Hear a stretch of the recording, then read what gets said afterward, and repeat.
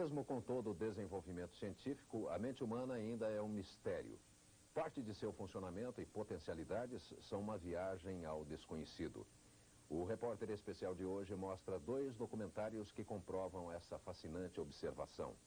No primeiro bloco temos O Enigma do Sono, que aborda questões sobre a sua importância e as consequências físicas e psicológicas de pessoas que sofrem de distúrbios do sono ou mesmo não conseguem dormir. No segundo bloco, mostraremos o documentário Os Deficientes Sábios, sobre pessoas mentalmente anormais, mas com habilidades extraordinárias que muitas vezes ultrapassam a das pessoas normais. Tais casos não se explicam e parecem teoricamente impossíveis, transformando-se num desafio sobre o conhecimento humano. Acreditem ou não, isso é um ataque de sono. Todas essas pessoas sofrem de um distúrbio do sono conhecido como narcolepsia. Não é uma doença rara, mas é pouco provável que você já tenha ouvido falar nela.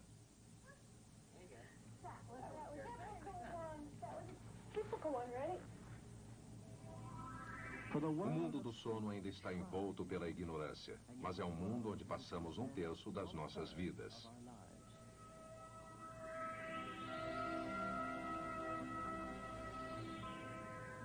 Eu estou morrendo de sono. Os médicos não encontraram nada de errado fisicamente. Nada havia de errado comigo. Isso é um desperdício de filme.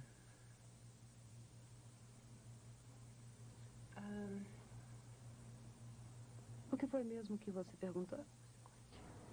O que os primeiros médicos disseram que estava acontecendo com você? Nada?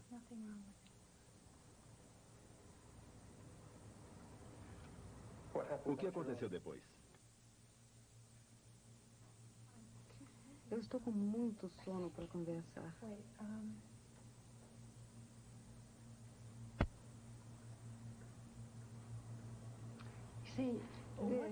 Você está vendo o que está acontecendo agora? Esse é o problema.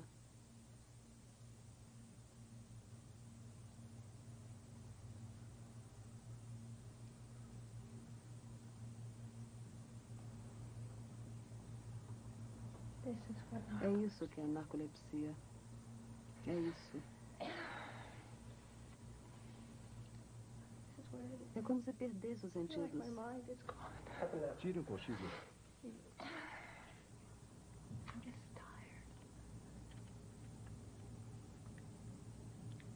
O que houve de errado?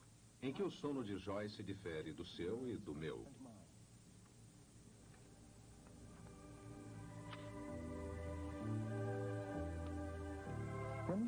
Quando pegamos no sono e, embora exteriormente parecemos muito calmos, a atividade elétrica do nosso cérebro se mantém constante. À medida em que o sono vai ficando mais e mais pesado, as ondas cerebrais vão aumentando e se espalhando. Enquanto ainda estamos pensando ou nos mexendo de vez em quando, nossos processos metabólicos têm o seu ritmo reduzido e nossos batimentos cardíacos diminuem. E quando entramos no mundo do REM, ou movimentos rápidos dos olhos, nossos músculos relaxam profundamente. Os olhos começam a se movimentar rapidamente para frente e para trás, e começamos a sonhar. Esse sonho é conhecido como sonho REM. Dura apenas 10 minutos. Durante toda a noite, atravessamos os vários estágios do sono. A mais ou menos cada 90 minutos, temos uma fase de REM. Assim, dormimos de 2 maneiras distintas. O sono REM é aquele no qual sonhamos, enquanto no sono leve e pesado simplesmente dormimos. Os narcolépticos, no entanto, não passam normalmente pelos vários estágios do sono. Eles passam imediatamente do estado de vigília para o sono REM. Isso faz com que experimentem alucinações semelhantes a sonhos.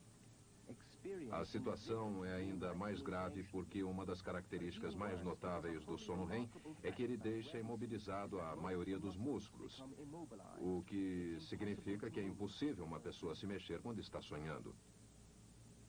É por isso que ocorrem os ataques catapléticos de sonolência. Essa é uma das razões pelas quais sabemos que quando uma pessoa fala ou caminha dormindo, e isso acontece principalmente com crianças, ela não está sonhando. Durante o sono REM é impossível alguém andar ou falar.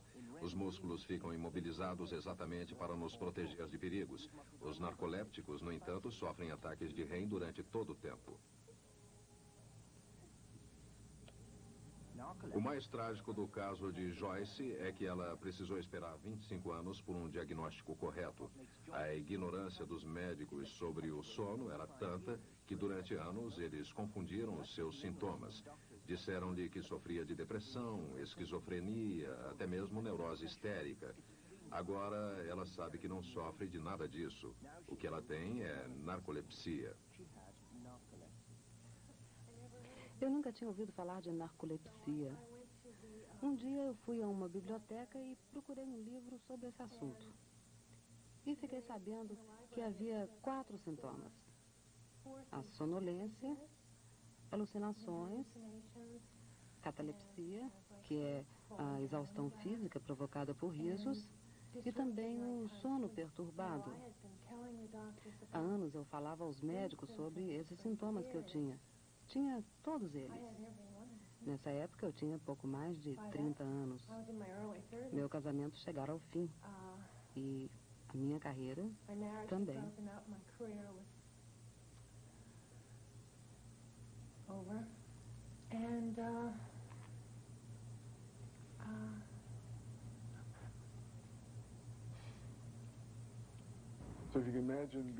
Podemos imaginar a vida de uma pessoa que começa a sofrer dessa doença ainda adolescente e não é diagnosticada ou tratada corretamente até chegar aos 30 anos.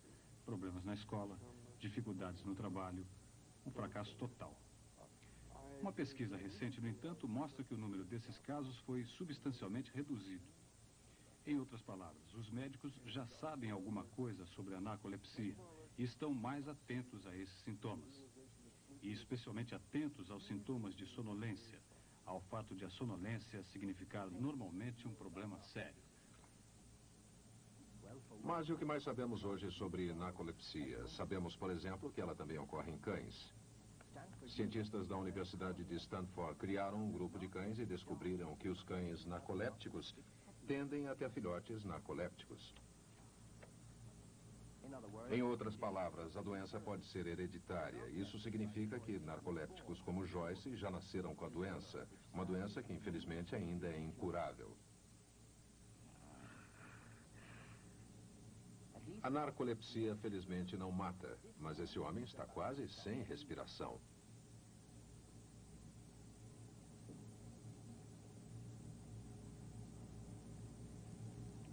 Ele sofre de um distúrbio do sono chamado apneia. A maioria dos apneicos acorda em tempo. Essas pessoas podem parar de respirar entre 6 e 700 vezes numa única noite. Cada vez elas acordam e voltam a respirar. É por isso que é perigoso interromper o mecanismo natural de uma pessoa com essa doença com comprimidos para dormir, por exemplo.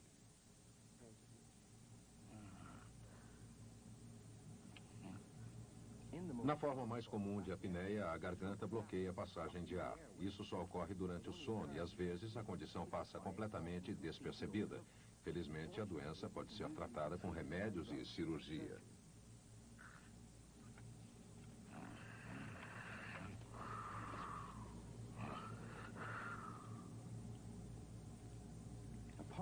Além de muito comum entre pessoas obesas, a apneia também ocorre com frequência em idosos que normalmente precisam de menos sono. Estudos recentes indicam que talvez 1 em cada 3 pessoas com mais de 60 anos seja portadora da síndrome de apneia. E há quem diga que a apneia é uma das razões pelas quais muita gente morre dormindo. De fato, a doença é especialmente comum entre pessoas idosas, de tal forma que seria razoável perguntar: isso faria parte do processo normal de envelhecimento? Talvez seja uma consequência inevitável do envelhecimento, mas com certeza não é normal. Para a grande maioria, no entanto, o problema não é narcolepsia ou apneia, é simplesmente insônia. A incapacidade de dormir durante a noite é um mal que atinge milhões e a nossa preocupação com ela agrava ainda mais o problema.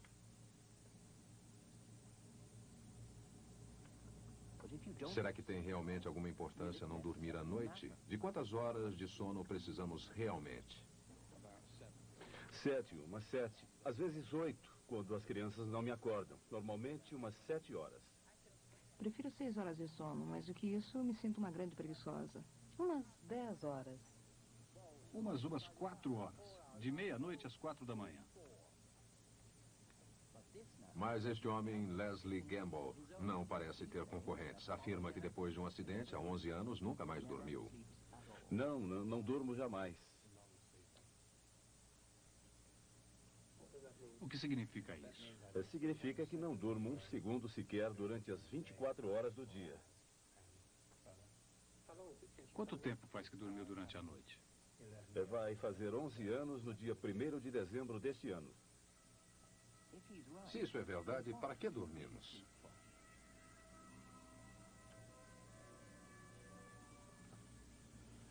Uma maneira de se descobrir se o sono é realmente necessário é privar voluntários do sono durante 3 dias e 3 noites e ver o que acontece. Durante a experiência são feitos testes para se verificar quais são as funções mais atingidas. Nossa coordenação muscular, nossa postura.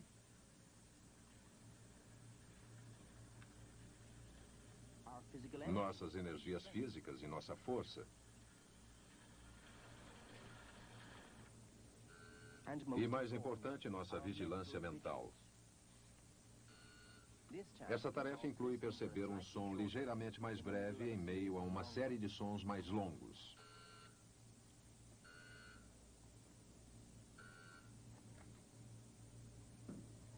Quatro jovens estudantes participam da experiência, junto com eles o homem que afirma não dormir jamais, Leslie Gamble. Leslie, Steve, Jane e John.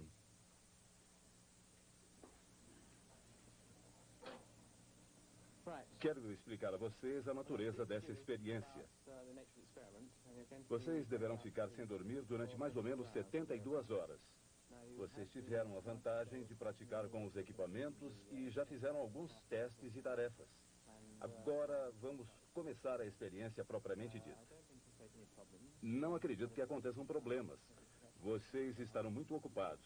Temos muitos testes e outras atividades que deverão mantê-los ocupados. Embora devam ter alguns períodos de repouso, estaremos de olho em vocês durante todo o tempo. Leslie participará da maioria das atividades. Enquanto isso, tem início do outro lado do Atlântico, mais precisamente na Flórida, uma experiência diferente sobre privação.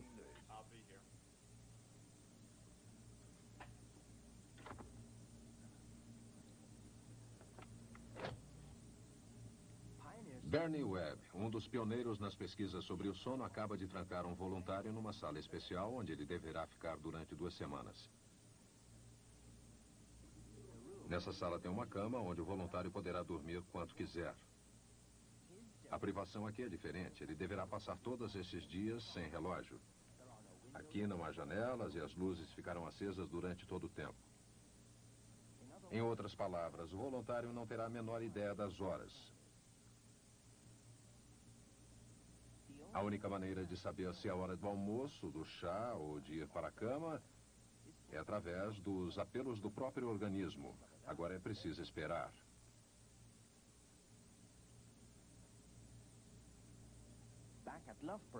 Em Loughborough, já se passaram quase 24 horas. As pessoas parecem cansadas, até mesmo Leslie.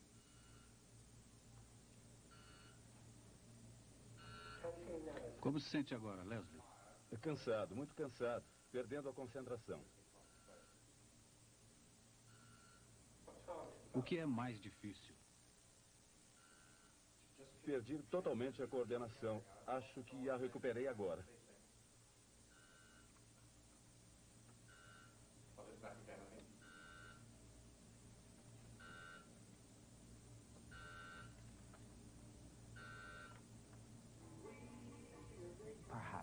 Será que Leslie também precisa de sono como todo mundo?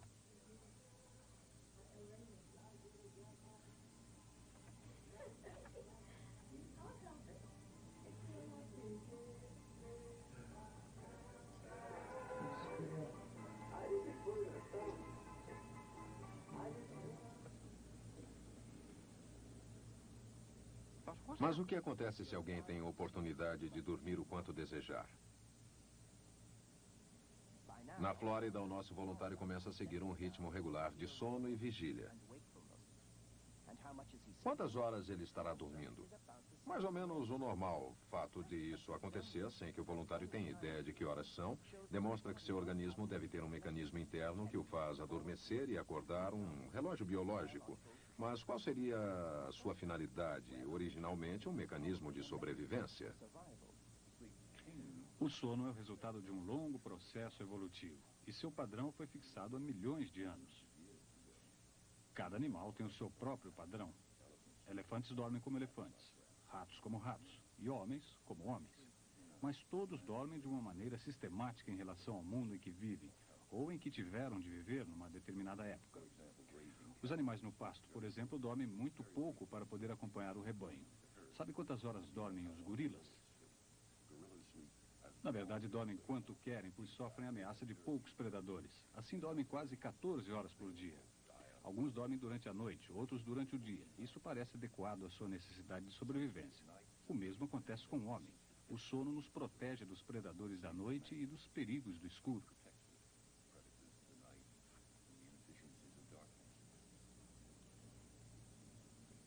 O sono foi, portanto, um processo rítmico desenvolvido há milhões de anos atrás como uma maneira de enfrentar a vida num planeta com dias e noites regulares.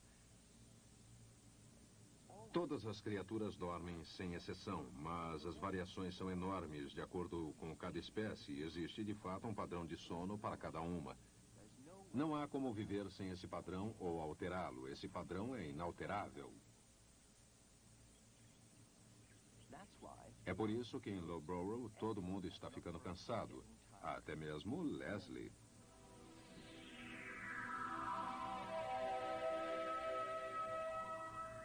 Mas mesmo há 36 horas sem dormir, o grupo ainda se sai muito bem em certas tarefas.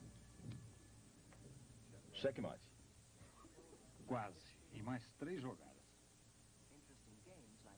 Jogos envolventes como xadrez trazem poucos problemas para alguém privado do sono. O cérebro cansado pode superar o cansaço se realmente o desejar. Motivação, excitação, perigo, tudo isso nos mantém acordados. O que é difícil para o cérebro cansado enfrentar são atividades repetitivas, cansativas, como esse teste de vigilância. Os enganos são cada vez mais frequentes.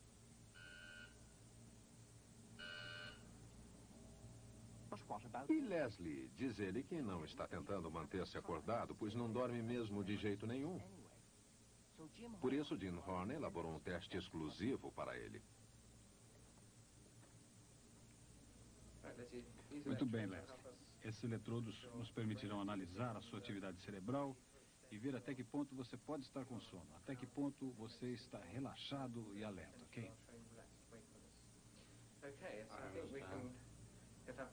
Acho que podemos começar. Pode ir para a cama. A maioria das pessoas que afirma não dormir nunca está exagerando. É natural que nos lembremos muito mais do tempo que passamos tentando dormir do que do tempo que passamos realmente dormindo. É por isso que esse tipo de teste é tão importante. É quase impossível para uma pessoa com sono ficar deitada num quarto escuro a noite inteira e não dormir. Mas, surpreendentemente, Leslie não pegou no sono. O eletroencefalograma mostrou que Leslie estava relaxado, mas ele permaneceu acordado a noite inteira. Quais são as suas sensações no momento? Pode descrevê-las? Estou me sentindo com a cabeça muito leve, muito leve, alto, como se tivesse bebido. Quando ando, tenho a impressão de que estou pisando em algodão e meus joelhos procuram compensar. Sei que não existe nada disso e não estou caindo. Agora mesmo, meu pé direito parece estar indo para longe, afundando em alguma coisa macia. Essas sensações estranhas acontecem com frequência nesse estágio da privação do sono. A não ser que estejam lhe perturbando, acho que podemos continuar, se é que você concorda. 60 hours. Já se passaram 60 horas e os estudantes estão ficando muito cansados. Depois de um período difícil, Leslie está de volta. Ele é agora o mais alerta do grupo.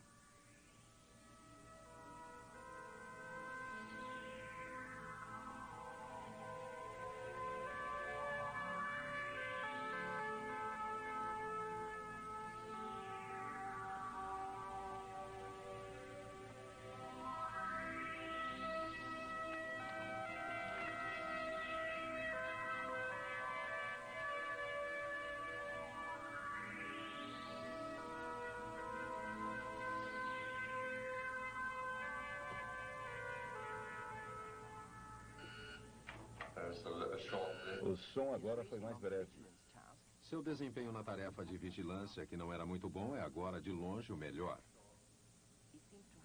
Ele parece ter sua própria fonte secreta de energia.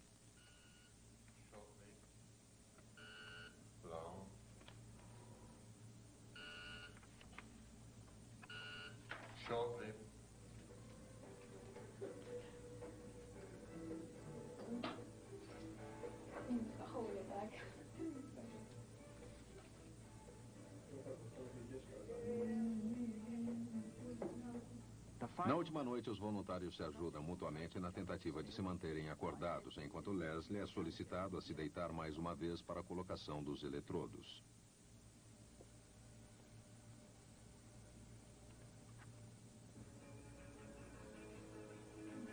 Standard day through today, isn't it? End of night through. End of night through. Monday, Tuesday, Wednesday. Yeah, so end of day. It's the end of night through.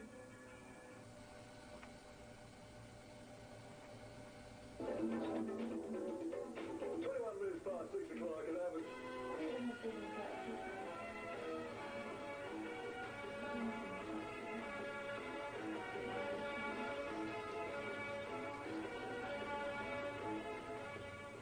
Depois de todo esse tempo sem dormir, o que há de errado?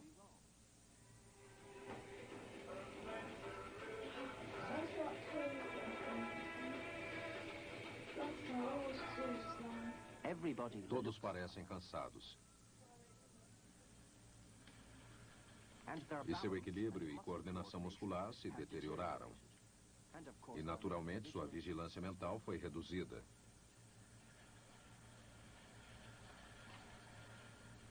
Mas, basicamente, não parece haver nada de errado. O coração, os pulmões, os músculos, tudo está bem. Será que o seu corpo precisa realmente de sono? Nossas pesquisas revelaram que o organismo pode viver muito bem sem sono. Desde que a pessoa que tenha períodos de relaxamento e seja alimentada durante o período de privação de sono, não parecem ocorrer efeitos nocivos ao funcionamento do organismo. Mas seu corpo não precisa de sono, por que então as pessoas ficam tão mal quando não conseguem dormir? Do que se queixam, na verdade, os insones? A resposta provavelmente está no nosso cérebro, o local onde se encontra o nosso relógio biológico. O corpo talvez não precise de sono, mas milhões de anos de evolução programaram nossos cérebros para nos fazerem dormir todas as noites da nossa vida, e não podemos fazer nada para mudar isso. Se o nosso padrão de sono não fosse fixo, talvez pudéssemos viver sem ele. As pessoas podem praticar a privação do sono até alcançarem ótimos resultados. Na Flórida, isso não deu certo. Tivemos um grupo de voluntários jovens. Eles foram privados de sono uma vez e um mês depois a experiência foi repetida por 2 noites. 3 noites, na verdade. Depois, mais uma vez, para ver se conseguíamos imunizá-los contra o sono. Mas não deu certo. Eles foram piorando cada vez mais, pois o desafio de ficar acordado ia diminuindo. E seu desempenho era cada vez mais sofrível.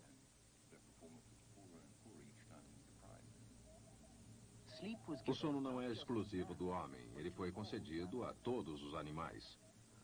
O homem, no entanto, é o único a sofrer de insônia, pois é o único a distorcer o ritmo natural do sono com a sua ansiedade e as viagens a jato. Com a televisão e o excesso de trabalho, o resultado é uma sociedade em que milhões de pessoas enfrentam problemas com o sono. O trabalho em turnos é um bom exemplo dessa distorção do ritmo do sistema biológico.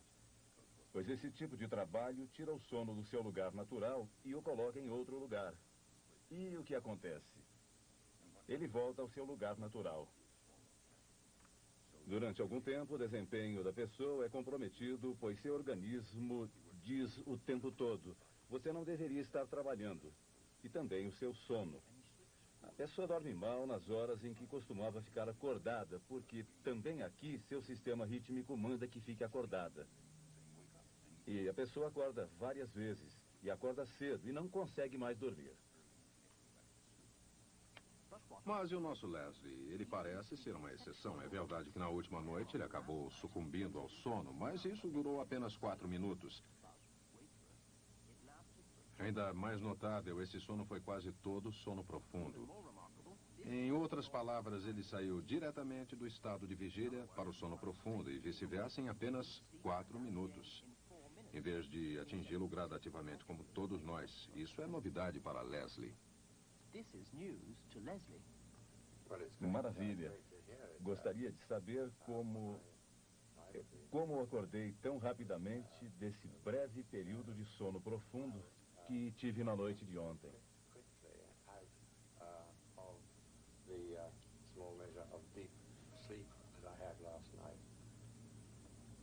Sabia que tinha dormido essa noite?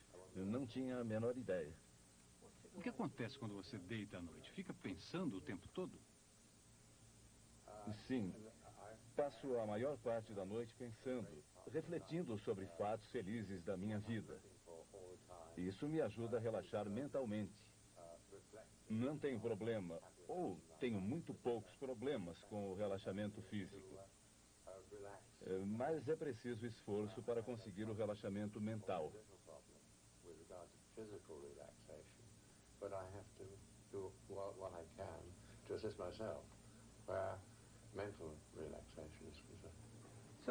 Algumas pessoas talvez tenham inveja de você pelo fato de não dormir. O que você diria a essas pessoas? Acho que eu é que tenho inveja delas. Não gostaria, é claro, de dormir 8 horas. Mas acho que poderia dormir mais um pouco do que durmo hoje. Acho que me faria bem.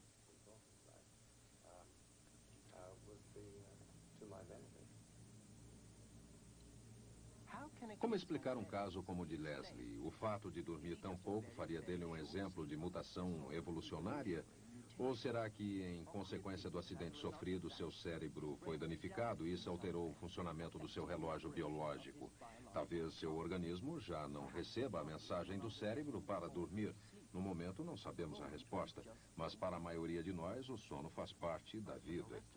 E para vivermos bem com o sono, precisamos fazer a sua vontade e não tentar obrigá-lo a fazer o que nós queremos. É preciso aceitarmos os seus padrões.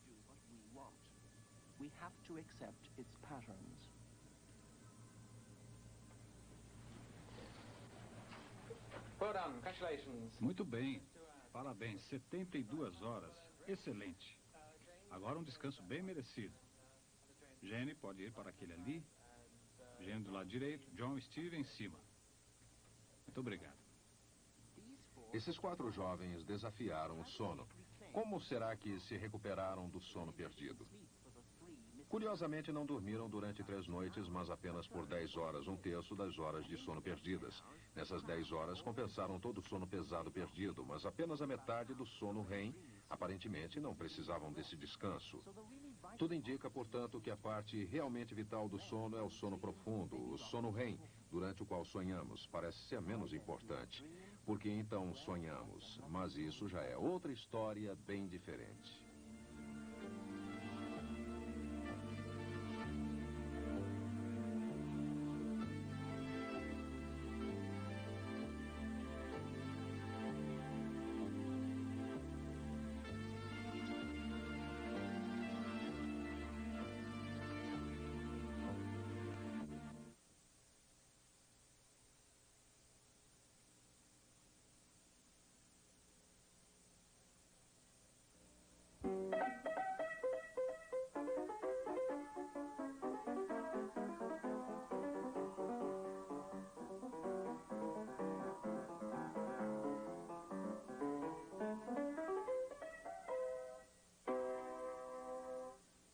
Entre as diversas pessoas mentalmente anormais, encontramos um pequeno número delas com capacidades excepcionais. Esse fenômeno foi descoberto há um século e até hoje intriga especialistas. O documentário Os Deficientes Sábios, realizado pela BBC de Londres, focaliza 3 desses casos.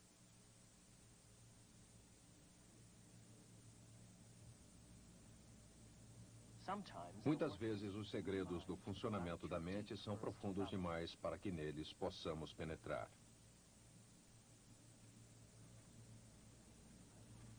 E a mente não é menos misteriosa quando seu delicado equilíbrio foi abalado e ela mergulhou no abismo da deficiência mental.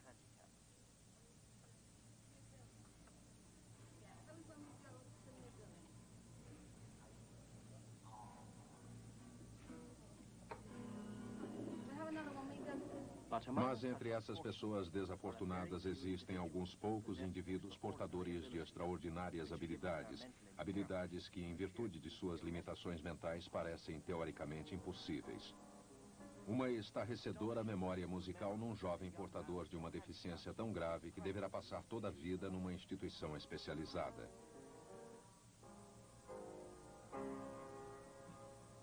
Numa escola especial de Londres, um garoto de 11 anos de idade mental de 6, possuidor da habilidade técnica de um artista maduro. Mas existem outras pessoas com problemas de deficiência mental portadoras de talentos ainda mais estranhos, mas igualmente extraordinários.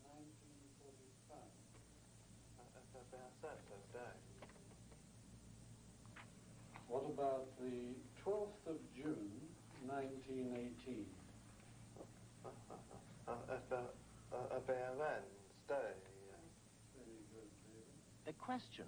A questão de como as chamadas pessoas subnormais podem possuir capacidades tão extraordinárias tem intrigado 2 psicólogos envolvidos em pesquisas médicas, Bit Hamelin e Neil Connor.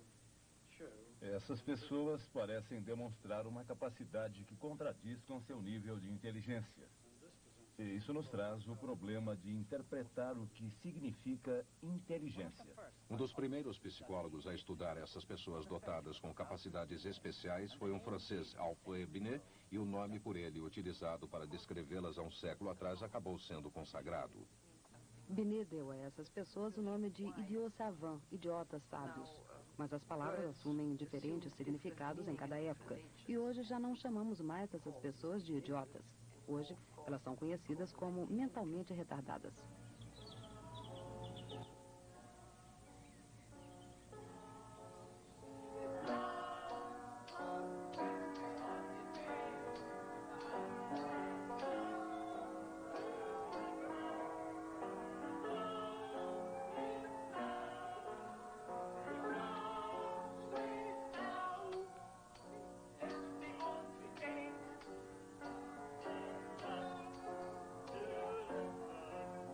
Esses são alguns dos residentes permanentes de um lar para autistas em Somerset. Ao piano, Noel Patterson, 23 anos. O diretor do centro é Robert Reynolds. É realmente uma capacidade musical fantástica. Uma capacidade absolutamente fora do comum quando comparada a qualquer outra área de suas experiências sociais, do seu funcionamento social. Algo que ultrapassa, de longe, qualquer outra coisa que ele seja capaz de fazer.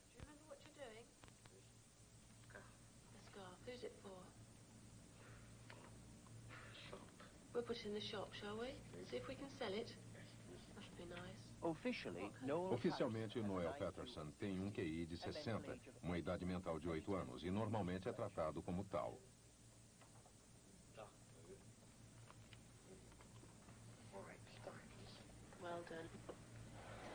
Noel foi diagnosticado como autista. Isso significa que, além das deficiências de fala e comunicação, ele possui graves problemas de compreensão e não percebe a presença de outras pessoas.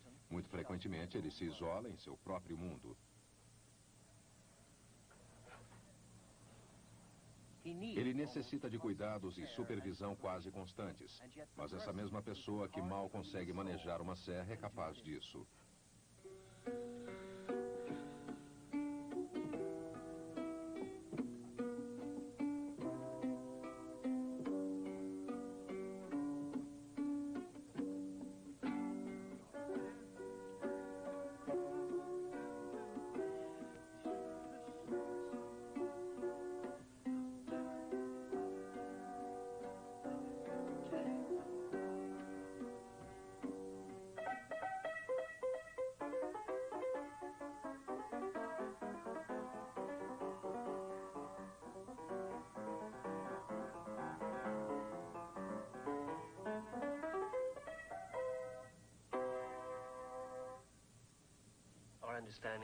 Acreditamos que se trate de um processo de absoluta memorização e lembrança.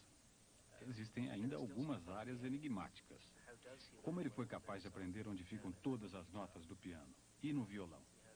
Ele parece ter a capacidade de reconhecer instantaneamente os tons e valores das notas.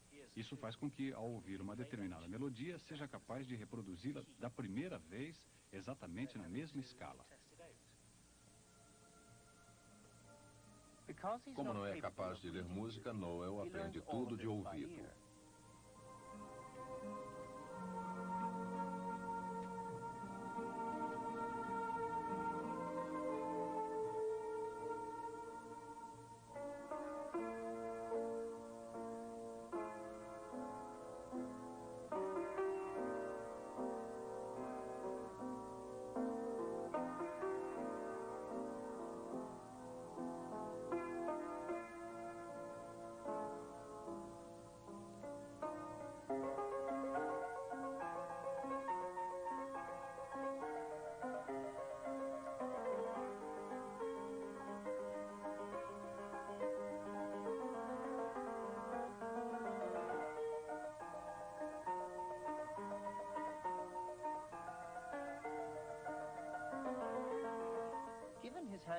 Quando se leva em conta suas deficiências, Noel pode ser considerado extraordinário.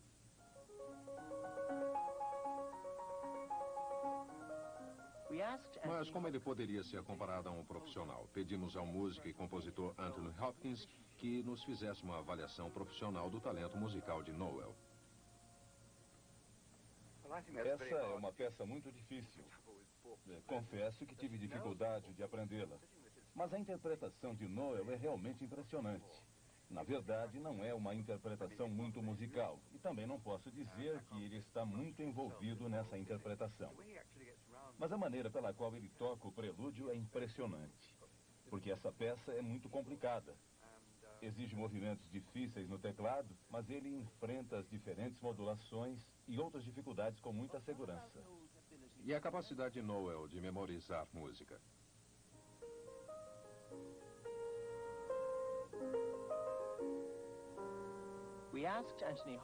Pedimos a Anthony Hopkins que compusesse uma peça nova para Noel.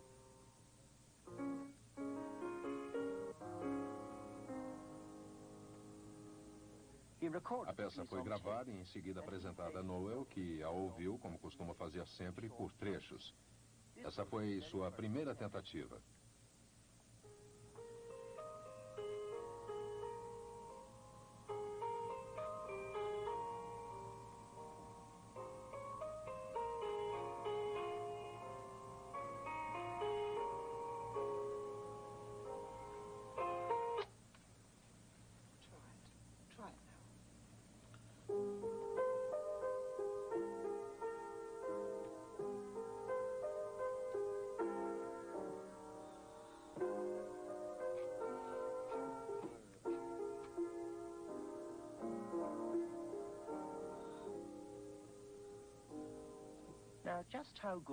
Será que Noel se saiu bem?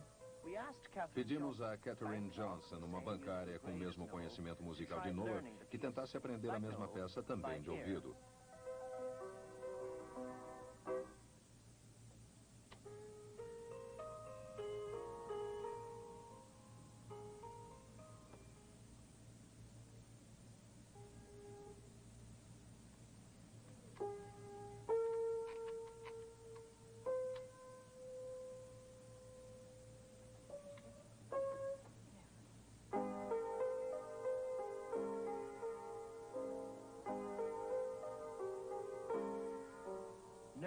Noel só precisou ouvir a peça 3 vezes para produzir uma cópia quase idêntica da interpretação original.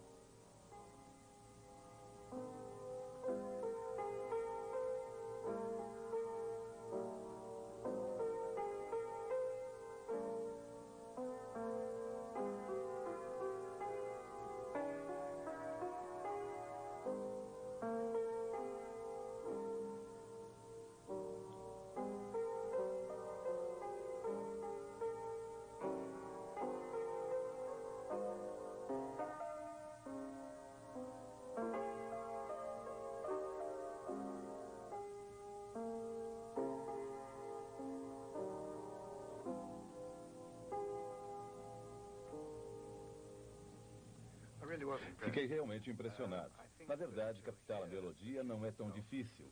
É uma melodia relativamente fácil de memorizar e tem mais ou menos a mesma forma do começo ao fim. Mas ouvi-la com profundidade, ser capaz de introduzir as harmonias adequadas, isso é realmente impressionante. Há, por exemplo, um pequeno detalhe no meio da melodia.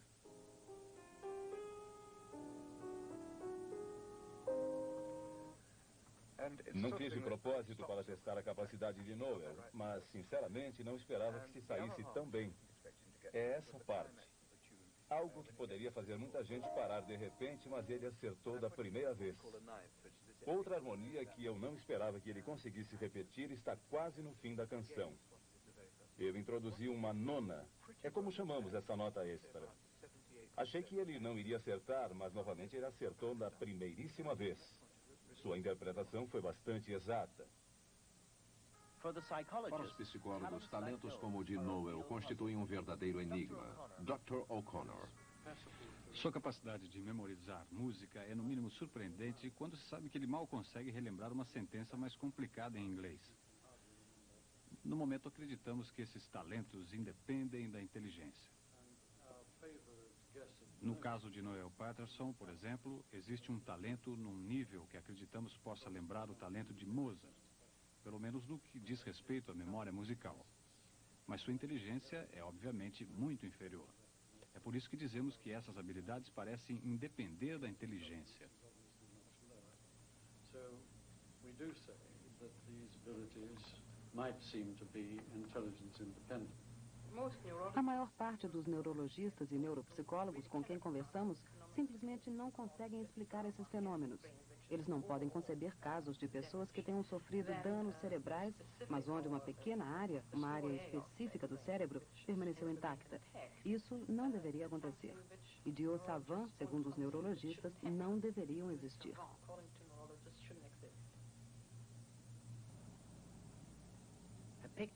Um piquenique para uma família de Somerset. 2 filhas e um filho de 28 anos, autista, como Noel Paterson. As deficiências de David Kiddy são típicas. Ele é retraído, tem um QI baixo, grave defeito de fala e problemas de comunicação, mas ele é dotado de um talento extraordinário. How about Grandad's birthday? 30th of March, 1912. Saturday.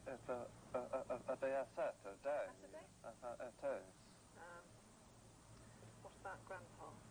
25th of July, 1880. Saturday around. Right. The 30th of March, 1933. It'll be a Thursday. Acho que ele tinha uns 12 anos quando isso começou. Ele estava na sua primeira unidade de crianças autistas. Um dia me fez uma pergunta sobre esta toalha de mesa. Qualquer coisa sobre a data. E perguntou se aquilo era março. Estava escrito em francês. Eu respondi que sim.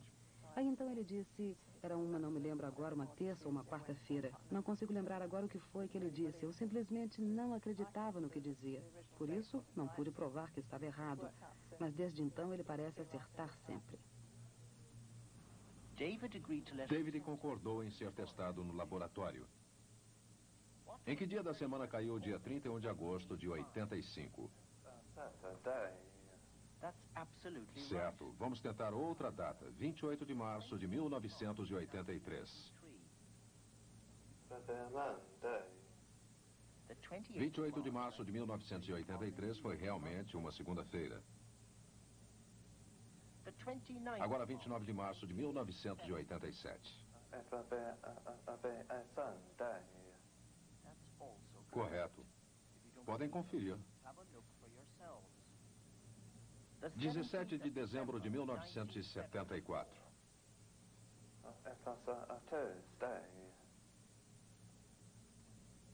E 10 de junho de 1917.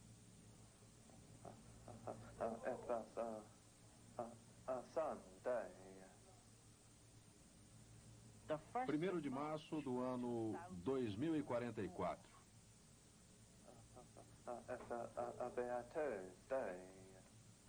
Ainda não existem calendários com essa data, mas a resposta novamente está absolutamente correta.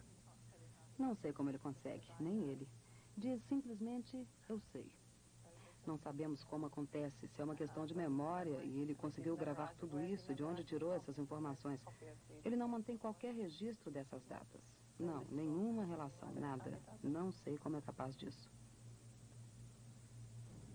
O Dr. Bernard Yallop é um matemático do Observatório Real de Greenwich.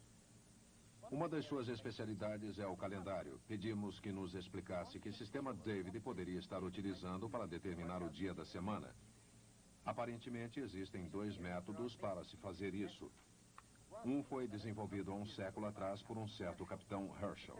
Trata-se de um complicado diagrama dividido em 4 partes com referências aos dias, datas, meses e anos. O outro é um método matemático. Um dia, alguém descobriu que a cada elemento do calendário poderia ser atribuído um determinado valor numérico. No caso dos meses, por exemplo, janeiro e outubro são 1, maio 2 e agosto 3. O mesmo se aplica aos anos. Do ponto de vista matemático, é um processo que envolve a aritmética simples. Mas quando se faz esses cálculos de cabeça, é preciso lembrar todos estes diferentes valores. O Dr. Yallop concordou em participar de um teste. 29 de março de 1987. Bom, 29 de março. O 29 tem uma correção de 1. Março, uma correção de 4. E 4 mais 1 são 5. 1987 tem uma correção de 3. Temos então um total de 8. Subtraímos 7 e fica 1. Um domingo. Correto. Mas vamos comparar esse desempenho com o desempenho de David Kidd, dia 17 de dezembro de 1974. 17 tem uma correção de 3. Dezembro tem uma correção de 6, são 9. Ficam 2. 1974 tem uma correção de 1, são 3. Terça-feira. 3 de junho de 1989.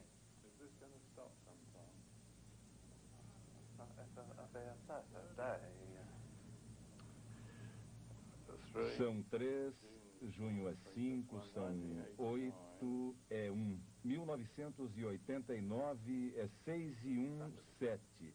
Sábado. Decidimos dar ao Dr. Yallop uma vantagem extra, permitindo que programasse os cálculos numa calculadora de bolso. Será que ele agora se sairia melhor do que David? Vamos ver. 28 de fevereiro de 1962. 28 de fevereiro, uma quarta-feira.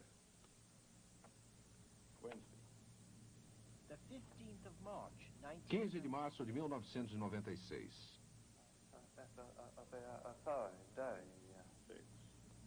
Uma sexta-feira. 26 de janeiro de 1928. Uma quinta-feira. Eu não seria capaz de chegar a esses resultados com tanta rapidez. Uma pessoa capaz de fazer isso com rapidez é muito boa.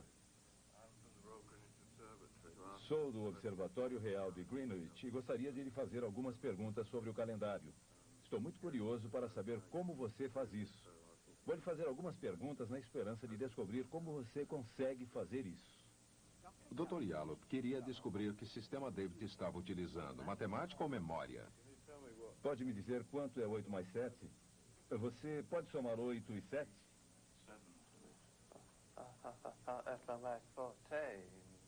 8 and 7 is 14.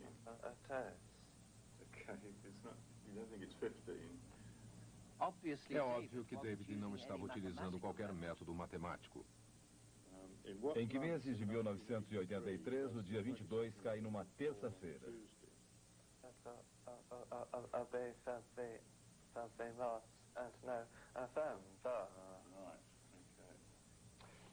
Em que anos o dia 30 de setembro caiu num sábado? Você sabe?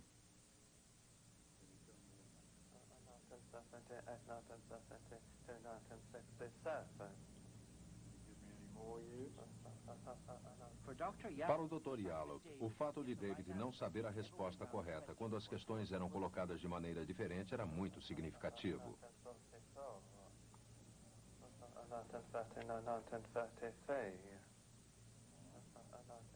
Aquilo indicava que David parecia estar utilizando uma espécie de sistema de armazenagem semelhante ao diagrama de Herschel. Mas se isso acontecesse, David saberia, por exemplo, que o calendário se repete a cada 28 anos. Vejamos o dia 29 de julho de 1902, uma terça-feira, por exemplo. Caiu no mesmo dia da semana 28 anos antes e 28 anos depois. É um princípio simples, mas será que David o teria descoberto? O que há de especial num período de 28 anos? Alguma coisa importante em relação a um período de 28 anos? There isn't. No. Dr. Yallop was flummoxed. I don't know. Não sei que sistema ele utiliza, só sei que não está usando aritmética. E não está fazendo nenhum cálculo mental. É óbvio que ele tem informações armazenadas no cérebro e é capaz de lembrá-las com grande rapidez. Mas até que ponto ele memoriza essas informações? O mínimo de teoria deve estar ligado ao diagrama de Herschel. Se juntarmos todos esses algarismos, isso é mais ou menos o que você precisa lembrar. Para ser capaz de usar essa tabela com rapidez, é preciso repetir o padrão durante pelo menos 7 vezes. São 7 vezes no diagrama de Herschel. Se conseguirmos manter tudo isso na mente, um diagrama bidimensional, e formos capazes de consultá-lo, é isso que ele faz. As informações estão armazenadas e ele sabe como lembrar delas. É como se sua mente fosse um computador. Mas a mente capaz de manipular centenas de dados complexos enfrenta dificuldades em operações aritméticas simples para crianças de 7 anos. Testes de QI também demonstram que a memória de David é igualmente deficiente. É um verdadeiro enigma, ainda mais porque David não é o único deficiente mental com essa habilidade de calcular calendários.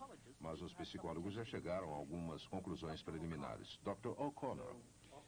Essas pessoas trabalham com algo adquirido de maneira semelhante àquela através da qual eu, você, todos adquiriram a linguagem.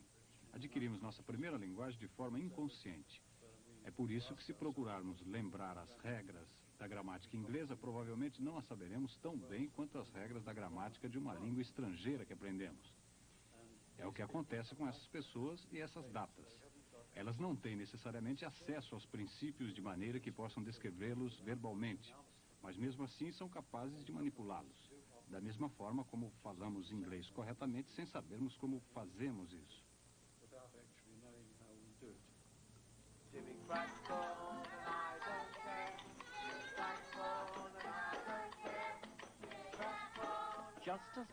Outro grande mistério é o extraordinário talento desse jovem de 11 anos, Stephen Whitshire.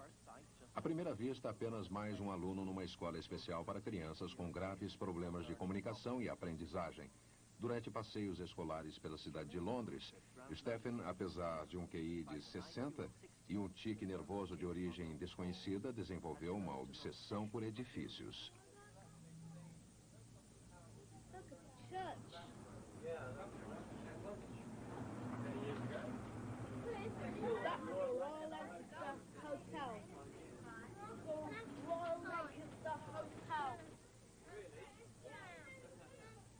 O que impressiona seus professores e colegas não é só o fato de Stephen reconhecer praticamente qualquer edifício de Londres, mas desenhá-los muito bem. Este é um desenho do Museu de História Natural feito a lápis quando ele tinha 10 anos.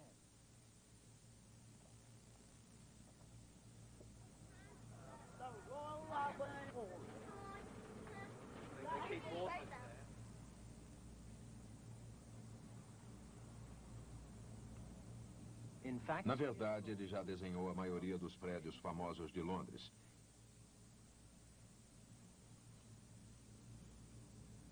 E por incrível que possa parecer, alguns foram feitos de memória.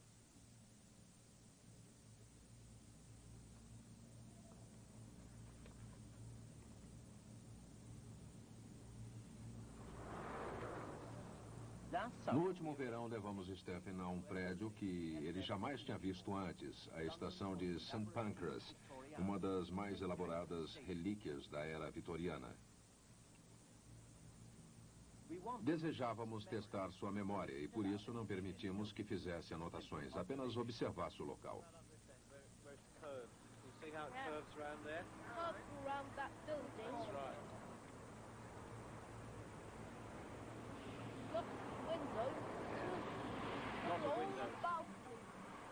balconies. Do you remember that, do you? Yeah. He spent 15 minutes. Ele passou 15 minutos em frente ao prédio. De volta à escola, 2 horas depois, começou a desenhar. Embora ninguém tenha observado ele estudando a torre do relógio, foi isso que decidiu desenhar.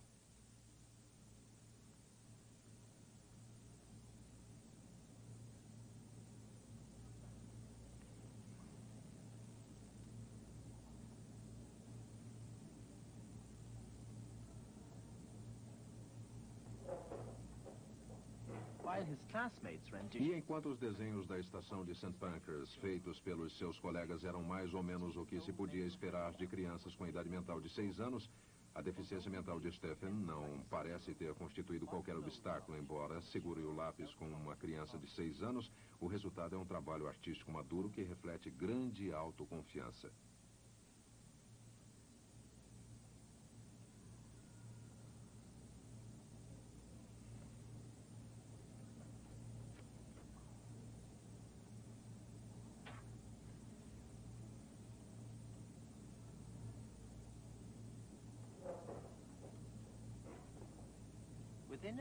Dentro de 1 hora, o desenho está concluído. Um desenho extraordinariamente detalhado, feito inteiramente de memória. Mas será uma reprodução precisa? Na verdade, Stephen desenhou o prédio ao contrário. Fora isso, as janelas, as chaminés e a torre foram desenhadas com grande precisão. A torre parece ter janelas demais, mas elas combinam exatamente com o estilo das outras janelas do prédio. Além do prédio da estação, Stephen também incluiu em seu desenho a Torre dos Correios e até mesmo um guindaste por trás da estação. Apresentamos Stephen a Sir Hugh Casson, um antigo presidente da Royal Academy, artista e arquiteto. Por favor, esqueça que Stephen é deficiente. Ele é um bom artista? Ele é um artista natural, maravilhoso, realmente espetacular. Várias coisas lhe chamaram a atenção como arquiteto. Primeiro, ele não parece ter medo de complicações. Os vitorianos nunca faziam coisas simples. Tudo recebia o toque da época. Ele não se intimidou com isso. A maioria das crianças acabaria desistindo de desenhar a estação com todos esses pequenos detalhes. Outra coisa que aparece muito bem em seu desenho do Albert Hall é o seu sentido de perspectiva. Desenhar um círculo, um enorme prédio circular, é algo extremamente difícil e sua noção de perspectiva me parece impecável. O desenho mostra algo realmente redondo, sólido como um bolo gigantesco. Além disso, seu amor pelos detalhes. Acho que isso é o mais extraordinário. Por exemplo, aqui temos um bloco de edifícios muito simples, muito sem graça às margens do Tâmisa. Isso é um desenho simples, sem sombreado. Para obter uma sensação de solidez, a maioria dos artistas colocaria algumas sombras para destacar as formas. Ele rejeitou essa solução. Ele obtém o mesmo resultado com linhas e com a sutileza dos ângulos. Ele consegue esse resultado num desenho apenas de linhas. Ele transmite a solidez do prédio. E a única maneira de obter essa solidez é através de uma boa perspectiva. É difícil encontrar quem desenhe assim mesmo num escritório de arquitetos. Jamais vi um talento como esse. Um talento tão natural e extraordinário quanto o dessa criança. É uma grande bênção que esse garoto, com suas deficiências, possua esse talento. Espero que ele tenha consciência disso. E aí temos um enigma. Uma criança mentalmente deficiente talvez seja o maior artista da Grã-Bretanha. Um homem deficiente pode calcular o calendário com maior rapidez do que um computador. Outro tem uma notável memória musical. Até agora, eles têm confundido os especialistas. Mas os cientistas começam a acreditar que talvez exista uma pequena pista num traço comum entre eles. Uma das características dessas pessoas é uma certa obsessão, uma preocupação, digamos assim, com um determinado assunto, como cálculo de calendário, música, desenho, etc. Essa característica obsessiva talvez faça parte do que costumamos descrever como gênio. Nós temos, portanto, algumas ideias sobre o que poderia constituir esses talentos. Mas nós estamos ainda muito longe de poder explicá-los. Mas também estamos longe de explicar talentos como o de Picasso ou de Shakespeare. Como explicar coisas como estas?